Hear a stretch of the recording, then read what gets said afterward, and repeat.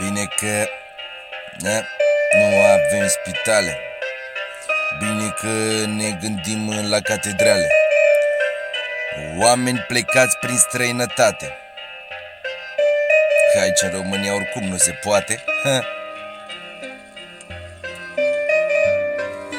Am venit aici, în fața voastră, să vorbesc despre România noastră, despre cum noi plecăm în străinătate, să ne câștigăm pâinea, că aici nu se poate. Muncim pe brânci la mari patroni, plătim bănci rate, rămânem cu câțiva roni. Băncile sunt gata să ne ia tot din buzunare, alții pe la colț de stradă mor de foame. Sângele vărsat a intrat adânc în pământ, iar acum ne prăbușim în zăcământ.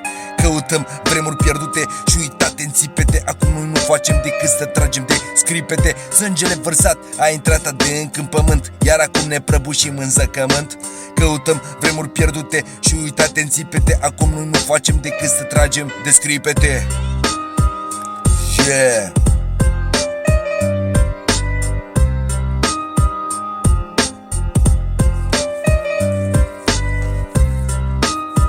Yeah,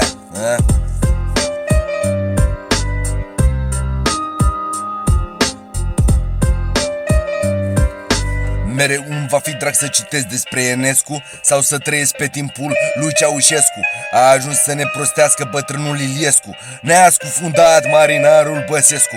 Bine că se construiesc marile catedrale, ce ne omoară gândul că n-avem spitale.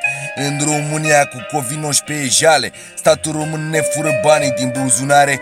Amenzi peste amenzi, restricții subliniale, astea ne-a afectat, sunt minciuni globale. Iohannis bagă-leși, dar nu avem ajutoare. Alo, statul român, ne-ai trimis la vale. Yeah, ne-ai trimis la vale.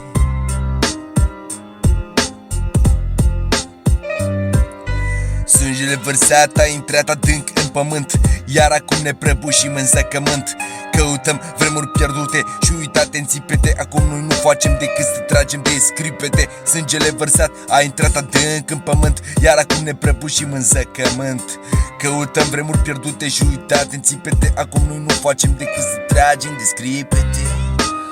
Decât să tragem de scripete. Tragem de scripete.